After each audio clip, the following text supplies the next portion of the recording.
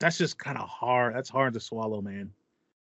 So I mean, I don't know. What does it need for you? It's a good question. What does it need for you to drop the money on it? Or if that's the case, if that's where it's coming at, is it just priced out for you? Because there's that possibility as well. Yeah, I'm thinking it's probably just price. It's probably gonna be way too much. I'm not spending $1,000 on a console that I'm gonna play sometimes.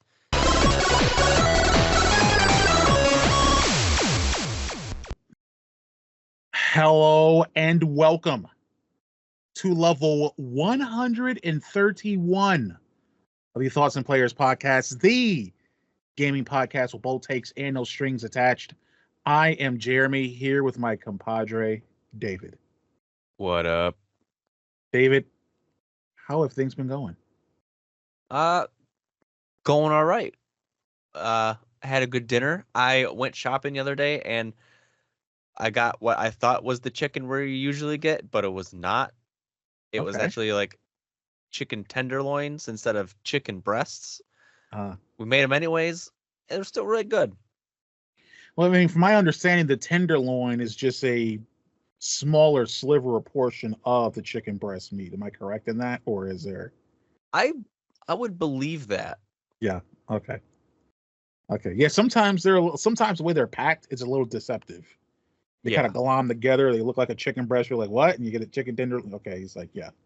Okay. That's good though. Solid dinner for you. Solid dinner. Yeah. So I'm full and ready to go. How about you? Nice. I also did have a very good dinner. My partner made his pasta. It's fantastic. Had some salad with it, some breadsticks with it. I'm saying really nice. It's freaking at-home Olive Garden. There you go. You know what I'm saying? Like great, especially for colder weather, having some nice, hot, warm pasta to kind of warm you up. You know, it's good. It's great. Yeah, I've had in my mind for years, literally at least 1 year. I've had in mind about a rant that I want to do in regards to pasta because there's so many pastas, and it feels like there's more pasta noodles being created, and I don't know how. I don't know where they're coming from. Yeah. More importantly, I don't know who's naming them and why they're naming them, what they're naming them. You know what I'm saying? So are they all Italian names? Yeah, but I mean, I've had this theory that I don't know if there's I don't know if there's some place within the Tuscan region that they have some kind of some place where there's just a 180-year-old Italian woman and they just bring her these pasta noodles and she looks at them and just gives them a name and that's what they're named and they ship them away. The noodle whisperer. Exactly. Like she is the authority on naming these noodles. Yeah, but it was pretty good. Well, that's good. Sounds like we're nourished, feeling good, ready to have a solid show. I think we got a really good show set up here. Couple of really good topics, very timely topics, ahead of their time, very keyword friendly topics, I might add. But before we jump into those, let's start it off how we always started off, which is talking about the games that we're playing. I've got a few games listed up. I don't know how many games you got listed. You might have the usual 2, you might have more, but let's talk about what we're playing. So how do we want to start this? You want to go ahead and take it? Go. Yeah. All right. So you are correct. It is the usual 2. I hit Diamond in Marvel Rivals already. I'm very surprised. Nice. So I'm either better than normal at this game than I am in the other games I usually play, or it's just an easy season. We'll see. I got you. Because it usually takes me to like the very end of the season to like just barely hit Diamond. Like I'm almost Diamond 2 already because there's only there's 3 of them. So every like Plat 3-2-1, Diamond 3-2-1. Gold 3-2-1. So when does this season end? In March next month or something like that? When is the season end? I think so. Okay. Because it's already the second season. Oh, okay. Yeah. So yeah, it's going quick. Yeah. But yeah, that's what I've been playing. Rivals and finals, you said, right? Rivals and finals. Okay. Nice. I have been playing 3 games. I've been playing Dynasty Warriors 8 Empires. I'm still playing it because I tried to role play and because of how things work to make the game harder for myself to do what I wanted to do. So there's a mechanic in the game where obviously you can join an empire. And Mm-hmm. so I joined, I can go into this. People aren't going to really care, but I kind of have to explain it a little bit. It's a story of the romance of the Three Kingdoms. Um, a very popular event that happens is the Yellow Turban Rebellion, where Zheng Zhao like creates this rebellion that happens, and usually people like gather together to quell this rebellion. Well, I went to role play. Well, what if I actually have my warriors start in the region where the rebellion begins, and I actually fight on the side of the rebellion? So I did that. And through my prowess and skills, we conquered most of China. And then I wanted to do the thing where I'm like, I become disillusioned with the leader. And at this point, I'm the marshal. So I'm the second in command. And I'm like, I want to basically stage a rebellion. If I can successfully stage a rebellion, I can take all of this, I can oust him, and then I can just finish doing my thing. To rebel is extremely hard. It's unnecessarily difficult. So instead, what I did was just left the kingdom, created my own little group, staged a rebellion that way, which is immensely easier for some reason, and then am going about systematically taking back all the territory that I used that I took with the Yellow Turbans. So I'm having to reconquer regions I conquered already. So yeah, that's wrap it up. I've just been crushing it, trying to unify China, but I'm doing that, been playing that. I played and wrapped and finished Fable 3. So done with Really? Fable 3, yes. And I have to say, Let's go. I think of all the endings, think a little bit more, but I think of all the Fables, I actually think Fable 3 has the best ending. Um Dang. it actually has a decent challenge that makes sense. I mean, Fable 2, like when you get done doing all the fighting and stuff, the villain's like standing on a platform and you can just like shoot or hit them off the platform. And I think I talked about before where this time I decided not to do anything, and one of the other heroes that you like team up with just shoots and kills them for you. So it's like, okay, that's very anticlimactic. The first Fable, the end boss is very end bossy of that time, but at least narratively, it's somewhat impactful.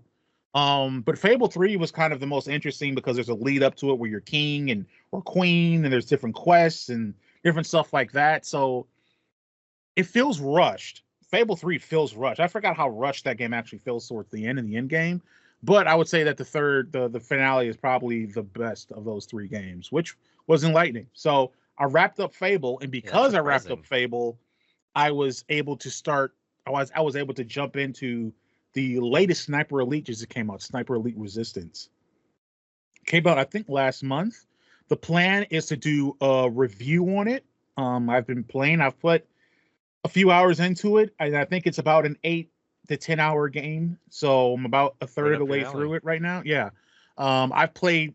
I love Sniper Elite 3, Sniper Elite 4. I played some Sniper Elite 5. I couldn't get into it as much, but I've been a big fan of that series, and I've got some strong opinions on this last one, not good ones. So I mentioned before, I hear it in your voice. yeah, I mentioned before that, hey, I can make reviews about games I think are bad. Well, I'm listening to myself because that's apparently what it's lining up. I don't want to completely make assumptions. Again, I still have 2/3 of the game to play, but I think I've been exposed to pretty much all the mechanics in the game.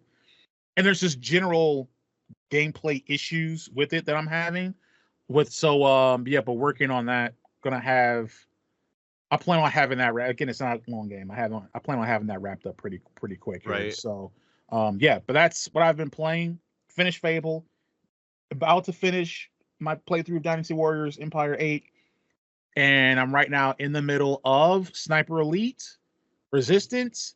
It's a good thing that I wrapped up on Fable. It's a good thing that I'm wrapping up on Dynasty Warriors because Avowed just dropped, and that's what I'm going to Yeah. be diving into next. So that is it for what I've been playing. All right. A nice handful this time. Yeah, decent handful. I like Decent it. handful. Yeah.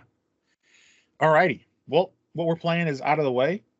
Let's move into our topics. And so I can start with mine. Let's hear it. I was reading an article, I believe from GameSpot. They had an interview with Shohei Yoshida, um, who was the former head of PlayStation Entertainment, I believe. and kind of asking him some things, some ideas, opinions on the gaming industry. There was recently also another article that was published on an interview with Philip Spencer, who's now head of Microsoft Gaming, is what they call it now. Um, Weird title changes. He was CEO, now he's head of. There's weird changes there. That made the rounds for some things. One of the things that came out of that interview was that they're going to start featuring the PlayStation and Nintendo logos in their Xbox game showcases, because they're going they're essentially a multi-platform publisher now, right? So people were like, "Whoa, that's crazy," and it's like, Sega. Like, I don't know what else. I don't know what else to tell you. We're watching it happen in front of our eyes. Right. It's actually kind of crazy because Xbox essentially took over Dreamcast. You're successor of Sega. Exactly. You're the successor. Do what we couldn't. And now they're just literally doing what Sega did. Like, oh well, we'll just stick to games. Yeah, I think one of the other quotes that came out of that interview was that Phil Spencer said he's tired of trying to work to convince PlayStation owners or whoever else owners to like buy an Xbox. I'm like, you mean the point? It feels like that's the point. Like, we're not going to convince people to buy an Xbox anymore. Just people who already buy Xboxes. It's like, okay. Well, most people don't. So that seems like a miss. But anyway, right. Coming out of the Shohei Yoshida, I believe that I'm saying that right. Don't want to butcher anyone's name, but I've said it so many times. Yeah, Shohei Yoshida. Coming out of the interview with him with GameSpot, they have it here in the headline: PS6 launching in 2028, quote, feels right, former PlayStation boss says. So Shohei Yoshida believes that the PlayStation 6 coming out in 2028 feels right. It seems right. And we kind of discussed before the episode here, if you think about it, last year they announced and launched the PS5 Pro, I believe in November is when that came out. That was the $800 mid-life cycle upgrade, right? But if the PS6 was to launch in 2028, that would mark an 8-year life cycle for the PlayStation 5. PlayStation 5 and the Xbox Series X, Series S came out in 2020. And that would be 8 years. And we've talked before in previous episodes about what's a good life cycle for a system. And I think that kind of like you and Corey were kind of the opinion that a longer life cycle is a little better. And I think I kind of wanted a shorter life cycle. I felt like maybe 8 years was like the longest you might want that to go. Right. So it seems like they're kind of satisfying both crowds. 8 years, that's the longest you go for my suggestion, and for you guys, that's kind of like the lowest. Like the lowest. Like 8 to 10 is good. I'm more on the 10 side. Right. But and I think part of this is satisfying that. So I had a couple of questions in regards to, let's say it is 2028. A, do you feel like that's enough time that was allowed for the PlayStation 5? B, do you feel like, what do you feel like, and then just basically your kind of assumptions or anticipations of what you would need for the PlayStation 6 for you to be interested in possibly buying that. And I'm curious what your thoughts are. I will say that based on rumors, there may be another Last of Us ready for you by the time the PlayStation 6 wanders around, right? Because there's rumors that Naughty Dog is working on The Last of Us Part 3. But I was more so curious. The first question of being the PlayStation 5 life cycle. Does that feel like this 8 years seem like it's been long enough? And do you think it's been a worthy life cycle for this game, for this game console? Well, I'll do that. I think it has been worthy. There's been a lot of good games over the last 8 years, and as well as, I don't know what I'm saying this way, as well as the graphics are on the PS5, it really brings a lot of it alive. So, yeah, I think it's done well. I think, like we just said, it could go for another year, maybe 2. 8 isn't the worst. It's definitely not on the really greedy side. They could make it 5 or 6 year lifespans. Mm-hmm. So 8, medium rare. It's good, not great. I'll take it. Okay. I like that. So it's interesting. So from my perspective, I feel like the generation for both of them, speaking specifically for PlayStation though, I felt like it has not been worth it at all. The past 5 years for the PlayStation 5. I mean, yeah, there's some PlayStation 5 games that are great. Obviously, God of War Ragnarok, Spider-Man 2, Forspoken was a bomb. It's fair. Final Fantasy 16. I mean, it's technically a PlayStation 5 game, but I mean, whatever. It's a good game on its own. I don't think Sony PlayStation specifically has any kind of real DNA or input on the game and what that is. The PlayStation 5 has been, for me, by and large, a PlayStation 4 up-res console. I've been mostly playing PlayStation 4 games on my PlayStation 5. This is true. Because Sony has not really kept pace with the amount of bangers they need to produce for that console. And that will continue, by the way. Like, they had their state of play, and we talked about that a little bit. There's not a lot of really interesting things. Some of the most interesting games that may be coming to PlayStation 5 are going to be maybe published by Xbox. We just kind of mentioned that, right? Right. So, like, I feel like this generation so far, 5 years into it, almost 5 years into it, hasn't really been worth it at all. I just named a handful of games. I mean, yeah, I missed Horizon Forbidden West. That's a good game, but no one remembers Horizon Forbidden West. Everyone remembers Horizon Zero Dawn. No one remembers Forbidden West, and there's a reason for that. It's not a bad game. It's just not very memorable, right? Just like people remember God of War 2018 way more than God of War Ragnarok, right? It's a thing of, like, in regards to the 8-year life cycle, I'm okay with that. And the reason that I'm okay with that, and kind of why my opinion is changing a little bit, and I'm kind of moving more into your camp of longer life cycles, is because it feels like, for the time being, we've hit a little bit of a stagnation in regards to technological leaps and advancements. Yeah. Like, there are a whole bunch of other elements with these game consoles, like ray tracing and 8K, like native 8K gameplay and all those things that we haven't really hit at a normal rate to where it's, like, worth it, to where it's a thing of, oh, okay, this is regularly pops up and this is something that we regularly experience, right? And that's even the case. That's become the case even with PC gaming. Like, even PC gaming, if you look at the new 5000 series that has come out, right? There's some obvious performance improvements and jumps from the 4000 series. Is it that much? Like, yeah, you may be talking about, in some cases, 11% increases, 10% increases. You're talking about an improvement of 8 to 12 frames. Like, when you think about it like that, right? And if you're playing a game where you have 100, I mean, I don't know. If you're really, really super into it, right? Maybe every frame counts, but for most people, that's not going to be the case.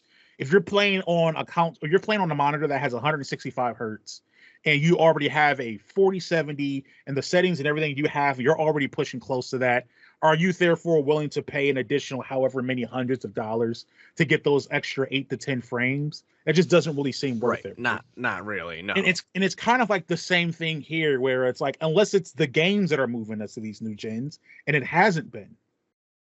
It just hasn't been. If I'm someone that's been enjoying and loving my PlayStation 4, there's absolutely no PlayStation 5 exclusive I can think of, honestly, that makes me say you've got to get a PlayStation 5. None. Like, absolutely none, right? Okay. Even if you're a Last of Us fan, that's PlayStation 4, right? Like, you're going to play the remasters? Why? You know what I'm saying? Like, you're not getting, it'll look graphically better, but the impact, everything else is going to be the same. You know what I'm saying? I don't know if improved graphics change the way the narrative impacts you. So in that way, it's kind of like, I get it. Longer life cycle gens, the technology leap isn't as big as it used to be, where the jump from, like, Xbox to 360 and PlayStation 2 to PlayStation 3 was crazy, right? But now the jump from PlayStation 4 to PlayStation 5, I'm still mostly playing PlayStation 4 games on my PS5. I mean, yeah, some things they look a little bit better. Like my partner recently played the Horizon series, and she Hmm. remarked at how like Horizon Zero Dawn in Forbidden West looked better on the PS5 than Zero Dawn. There were also more graphical and fidelity issues with Forbidden West than there was with Zero Dawn, like glitching and Really? sound and things not happening. So it's kind of like it's really a wash to me, right? And obviously it's the same on the Xbox side, but specifically for PlayStation, I feel like no, it hasn't been worth it. Okay. Um, which then leads me to the next question, which is what do you need? What do we out there need to make that leap to PlayStation 6? Because if I'm saying the leap from PlayStation 4 to PlayStation 5 hasn't been worth it, I don't know how the hell you're going to convince me a leap to PlayStation 5 to PlayStation 6 is going to be worth it, Right. especially if the pricing of the PS5 Pro is to be any indicator of where Sony's going with consoles in the future. We may be looking at a The first the, grand honestly system.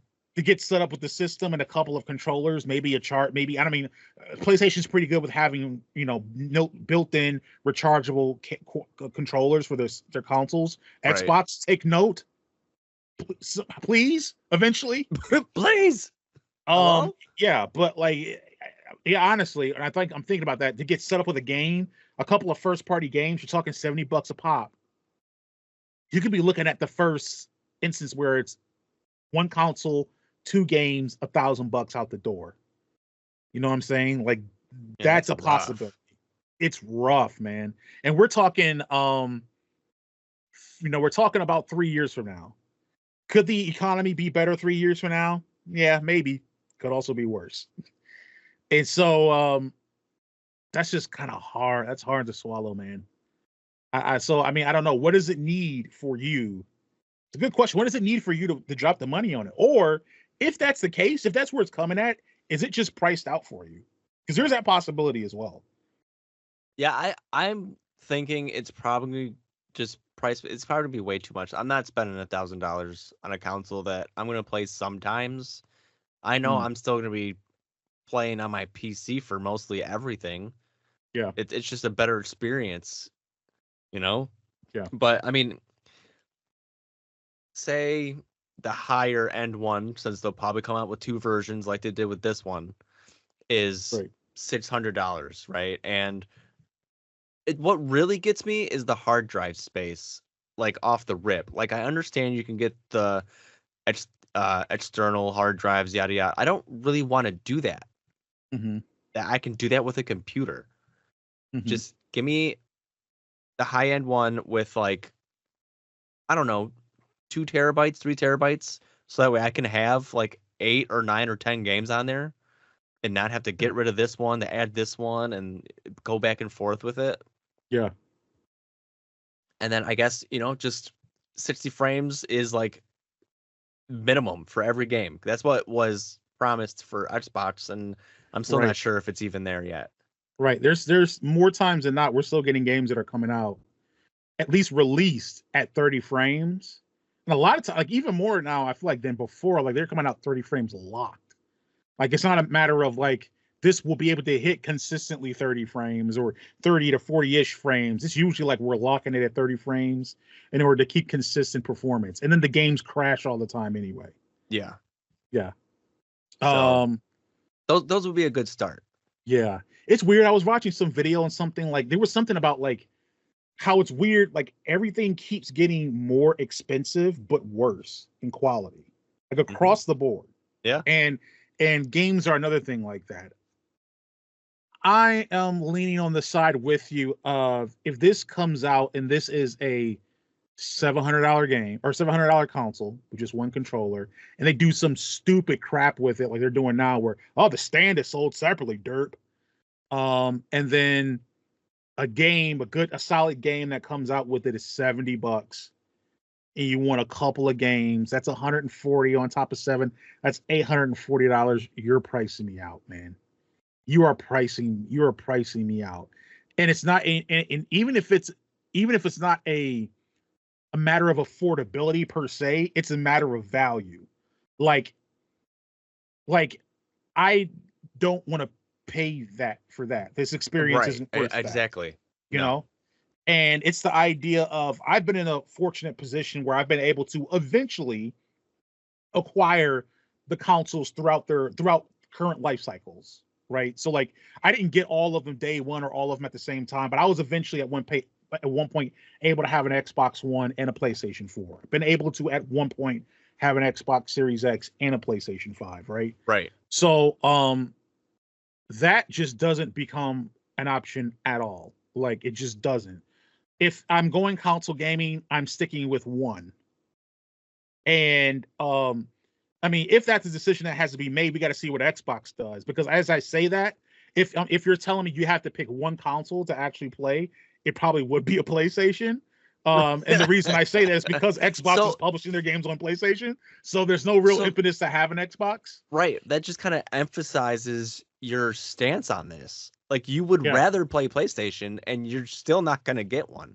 I'm not going to get one if they're coming out crazy price like that. It's just a matter of I'm going to be like, when you've ever wondered, like when you were younger, how maybe you had like, I don't know, maybe you had a Nintendo 64 and then you had that friend that was still rocking with an original Nintendo.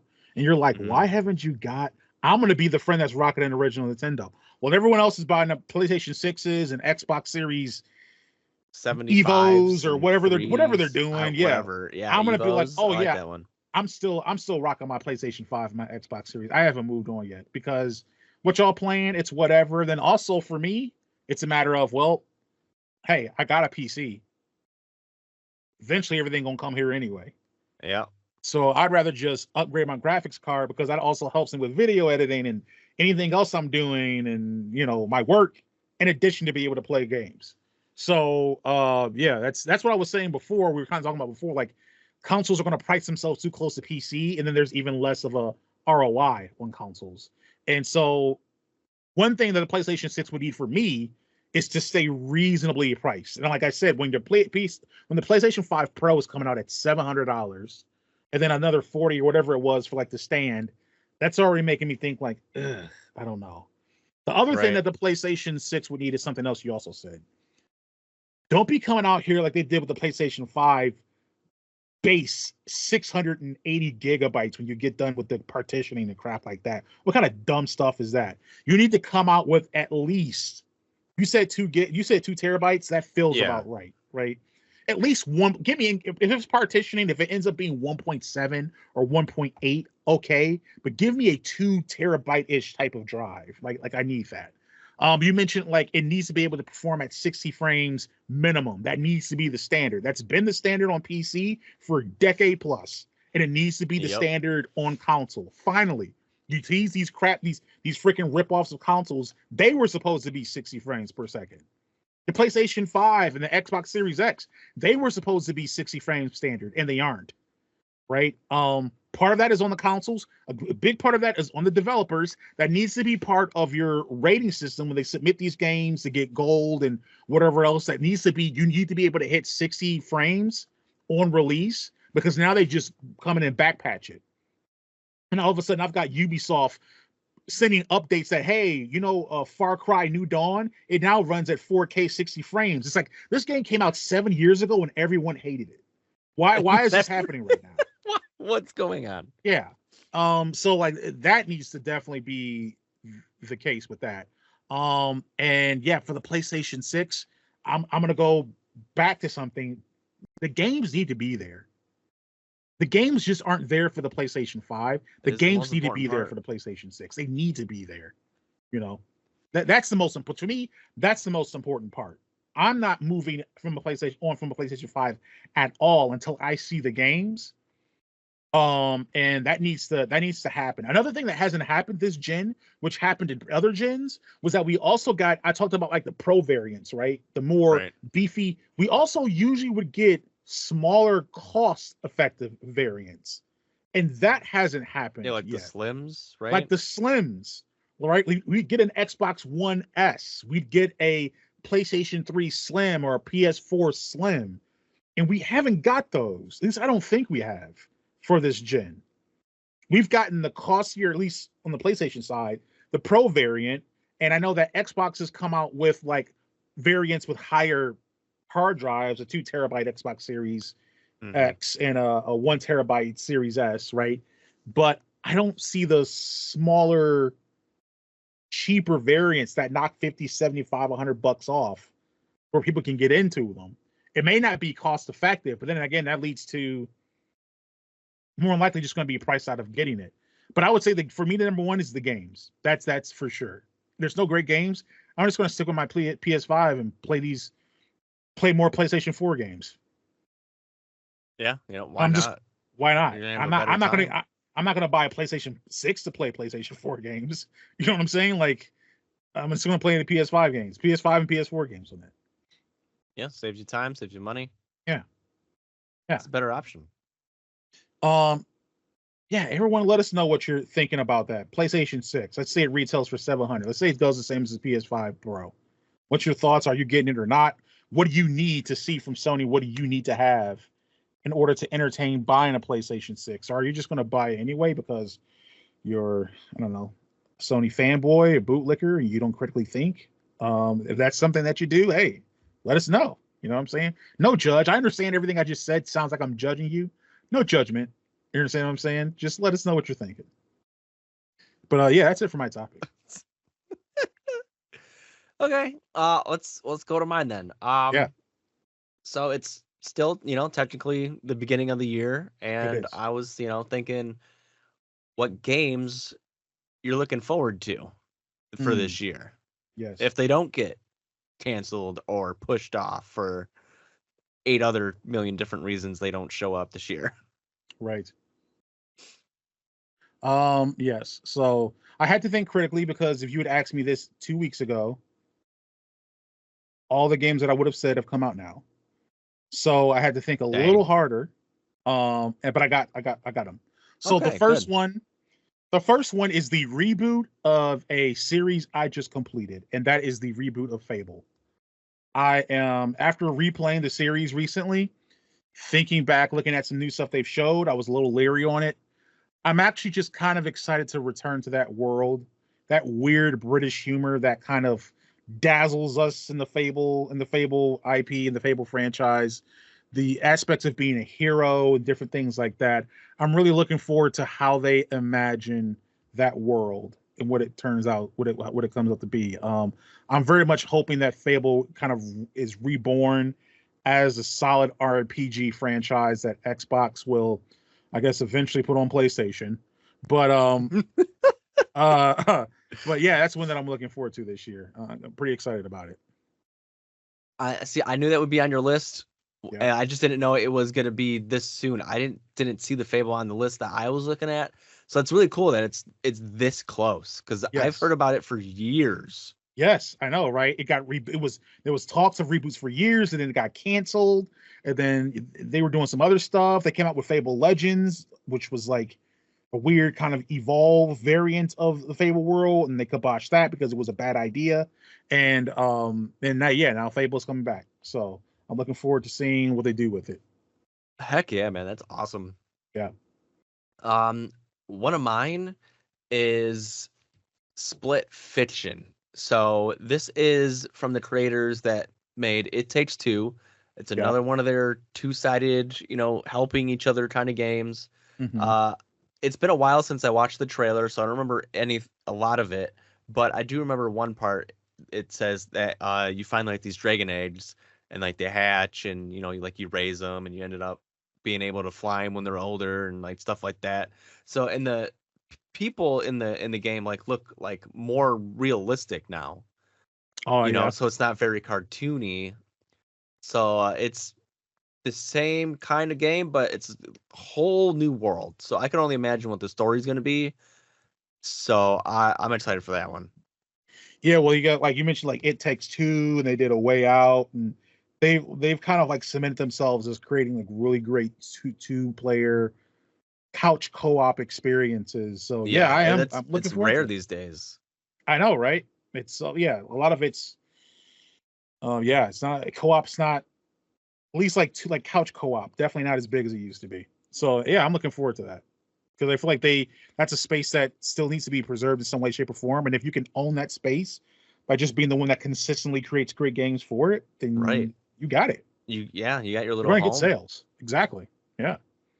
The next game that I have that may get canceled, this is the one that may get pushed, is State of Decay 3. Oh, I've talked before about me being a fan of the State of Decay series. Mm-hmm. State of Decay 2 is actually a game that I want to jump back into here. I just got to play some other stuff. But I'm very much looking forward to that. Having a different take where you're more so focused on like the base building and recruiting aspects of the zombie apocalypse while still having that story element in there some way, shape, or form is something that I find really, really interesting. It's mechanically it's a really fun game to play by yourself or co-op with other people. It's really cool to jump in there and play it. So yeah, State of Decay 3, it's another Xbox game. So, you kind of know which way I'm leaning on this, but yeah, hopefully they have another great entry into that franchise, and it really helps boost it a little bit more because I felt like because State of Decay 2 came out a little underbaked, give it some time to cook and have a solid game that comes out. That's my hope. Yeah. Heck yeah, man. That's good. It's good that they're making another one. A lot of games for some reason never get to 3. It's rare. Yeah. It's rare. You got to be good. The first one's got to be great, and the second one's got to be at least solid. It's rare. That's why the Halos of the world are so rare. To have a first one that's great, and then I have a second one that's arguably better. Like, man, Right. Another one of mine, I've known about this one for quite a while, is South of Midnight. Yes. So it's a lot of folklore of like Louisiana area, Yes. voodoo and stuff like that. It looks very exciting. Yes. I'm excited for this one. That game looks so unbelievably cool and interesting. And I'm obviously going to keep an eye on it. Part of the reason I'm staying away from it, part of the reason why I'm staying away from it a little bit, is because it looks a little scary. Yeah, that's what I was thinking. Yeah, but it also looks really awesome. Like my intrigue of it is kind of winning over my possible fear of playing that game. That's how cool it looks. That's a great one. That's another Xbox one. Hey, look at that. It is. And then my last game is it's going to go back to Team Blue. Obviously, I've talked about it before. Ghosts of Yotei, the follow-up to Ghosts of Tsushima. Yeah. That is what I've been looking forward to that ever since it was announced. It's unlike Fable, where I was a little hesitant. And it's one of those things where I'll admit with Ghosts of Yotei, it's one of the few instances where I am so certain of the game that I'm not looking up anything about it. I'm not checking up any trailers. I'm not reading any previews. This is going to be the thing where it's going to be, is it out now? Okay, let me go get it. It's like the superb confidence of that, because I have superb confidence in Sucker Punch and the way that they want to steward that IP. And so, yeah, Ghost of Yotei is a day one purchase for me. No questions asked. More certain than anything. It's going to be the most certain purchase I make in gaming probably in a long time. So that's saying something. Yeah, you're talking to someone like, by the way, folks, I still haven't bought Civ 7 yet. So if I'm saying that this is a more certain purchase than Civilization, then you understand my confidence behind the studio and the game. Yeah. So that's the one I'm looking forward to the most with a bullet. But I will say underneath that is probably Fable as far as excitement. And I'm hoping I don't get hit with the disappointment of 2023 where freaking I'm like, oh, City Skylines and Starfield are going to freaking be awesome back to back, and they both just blow. So I have high confidence that's not going to happen. Right. I think at least Ghost of Yotei is going to be awesome. I'll back you up on that one because I didn't hear anything bad about Ghost of Tsushima.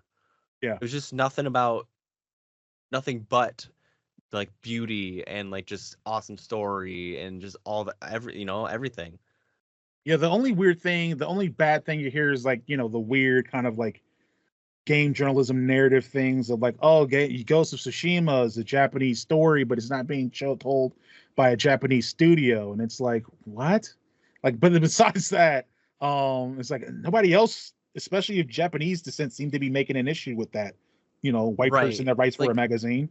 Like I don't know what you're saying. I don't understand this. If you do the things correctly, it's okay. Yeah. Like, Yeah. one of the biggest examples is Avatar: The Last Airbender. Mm-hmm. It was two American dudes, but they went to Korea and they learned there, and they learned of like the movements they do in the show are real movements. Yeah.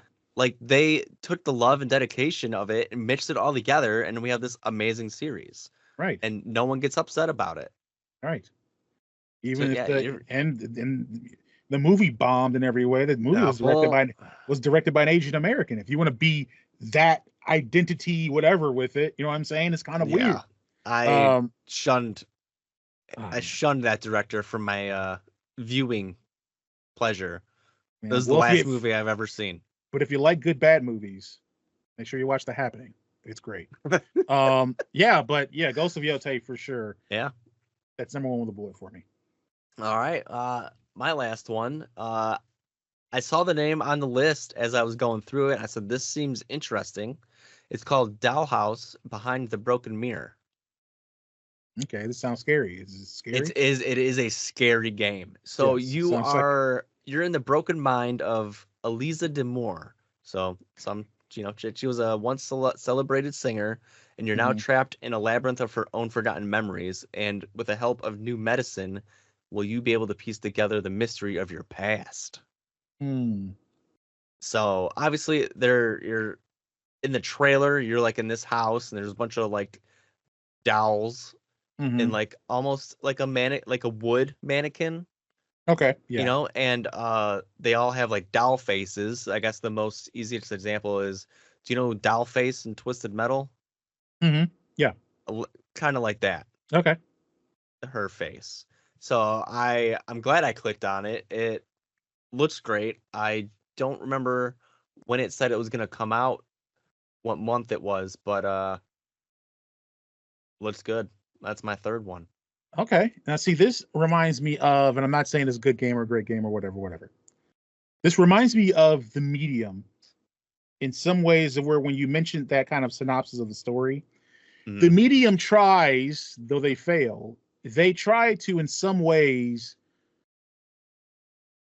tackle the concept or idea of like death and what death means, and how trauma can persist in death, right? Or how trauma can be reignited by death. They didn't do it well, but they did try to explore that a little bit. And this seems the same, where the game may be trying to say something in regards to how its story is set up, right? You're in the broken dreams, and there's memories, and there may be something about like these memories, and you in this world where medicine is taking hold, like maybe the medicine isn't healing in some way, shape, or form, and there's maybe a different concept of what medicine or healing is in regards to broken memories and things like that. This sounds like they may be trying to tackle those type of things. So I'd be interested to see what their take they do it right. Is. Exactly, right. That's one of the things that you and I appreciate so much about the Hellblade series. How it tackles a very difficult, heavy topic in situation, like how it navigates it in a way that can be poignant and say something. So it'd be interesting to see how they do that. Yeah. Okay. Well, you've got 2 scary games on the list of things you're looking forward to this year. So I can't help myself. I know, right? Hopefully they're scary enough that they're enjoyable, but not too scary to where they're not enjoyable, right? You can correct. Yeah. You got to find the balance. Yeah. And I listed basically 2 RPGs. So like obviously I have to plan on making some time for these games. Right. The good thing with the Fable games is that they're not too long, though. They typically aren't. So maybe they'll keep that in mind, but who knows? Everything is long for no reason nowadays. Yeah. All right. Well, your topic out the way. That means we're near the end of the podcast, which brings us to final thoughts. Where we can offer a final thought about anything related or unrelated to this podcast episode. So, who wants to give a final thought first? I'll go. Okay, go ahead. So I've been thinking about it, and I play, a lot of finals, and this is the first game where I'm not just solely playing ranked. Hmm. So there's a one uh game mode. There it is. Thank you. Uh, that it's called a World Tour, and all it's about is getting uh cash. Because you get these boxes that are worth cash. You throw them in the cash out, and you get some of the money of what the box is worth. And if Mm-hmm. you control the cash out, when it cashes out, you get the rest of the money. And it's just like a leaderboard at the end of it. Okay. And I'm in the top 20,000 right now. And I just find that like really cool. So now I'm like just focused on playing World Tour. I'm not worrying about rank, deranking, up rank, and just nothing. It's a lot more chill. Yeah. But I still don't want to go on Rivals and play quick play. So I Yeah. don't know. I I guess it's understand a that. balance. But yeah, it's just Yeah. it's I weird. It's mean, my first game, not everything competitive. right. And I mean, do you feel like that's kind of, well, here's the thing. I was going to say, do you feel like that's kind of keeping you from getting burnt out? But I think so. when I think about those other games where that's all you did, you also still have thousands of hours into those. So I don't, Yeah. but it did seem like there's maybe been times where you've played newer games that were kind of like that and you kind of like were burnt out of them pretty quick. Do you think that's maybe why? Is because you were like going into them trying to play that competitive. That was the loop that really got you, but just purely playing the game kind of just wasn't. And this one feels like I actually enjoy playing the game, even if I'm not trying to get ranked or anything like that. Yeah, yeah, exactly. Yeah, If I'm not playing ranked, I don't feel like I'm moving forward, whether it's up or down. yeah, But yeah, I just play a regular game mode. It's weird. yeah. That's my final thought. Nice, nice. My final thought is not related to the finals. It's Marvel Rivals, the other game you're playing. Um, the game's been a huge success, and Yep. NetEase just announced Yep. layoffs. Yep. Um, it's just another thing, another kind of symptom of an industry that is weirdly just becoming less and less sustainable. And except if for the exception of greed, there's real no explanation of why. Yeah, Um, it's still I've seen quite a few videos about it, and there's nothing. No leads. No one's said why. yeah, Just, hey, you gotta go. it just seems like a big reporting. I don't know if NetEase is publicly traded or not, or if it's privately held and there's some other things that are happening. But I also don't. I mean, I feel like NetEase is a Chinese studio, though, right? I From think what I so. remember, yeah. So that may not be a thing. That I don't know what's happening or going on there, but again, it's just another example of things being unsustainable. There's a bunch of Yeah. stuff, rumblings and rumors about Ubisoft maybe going under something soon because they've just been I'm hemorrhaging surprised that hasn't money. happened yet.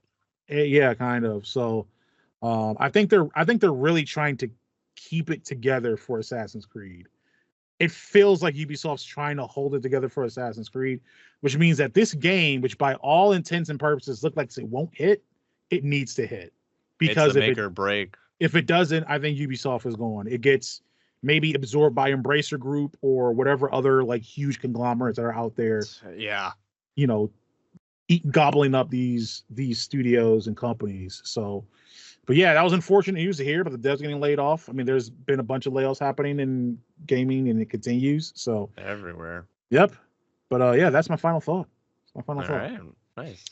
That ends level 131 of the Thoughts and Players podcast. If you like what you heard, please subscribe to the podcast on your preferred podcast service. You can also like and follow the podcast on your preferred social platform like Facebook or Instagram, TikTok, X. And then, of course, we are also on YouTube where we upload video versions of the podcast every week. If you want to support podcast. There's a couple ways you can do that. One is to buy merch at our Teespring store. That's always linked when we post announcements of the episodes dropping. We also have a Patreon. We have 3 tiers there of membership, $2, $5, and $7. You can hop in there and get a nice little goodies and bits. Recent Patreon exclusive content is going to be episode 3 of the Game Dev Let's Play series, which when I did the calculations and looked, the second episode came out almost a year ago. So it's nice to finally get that going again. And then there'll also be an episode 3 of the Thronefall Let's Play heading out there soon. But yeah, that's it for that. And then obviously we have other stuff we upload on YouTube as well. So make sure to check that out. There will be a review I mentioned earlier of Sniper Elite Resistance that will be coming soon. So we'll announce that when it's out. That is it for me. David, was there anything else you wanted to add? Peace. All right. Well, thanks for tuning in, and we will catch you on the next level.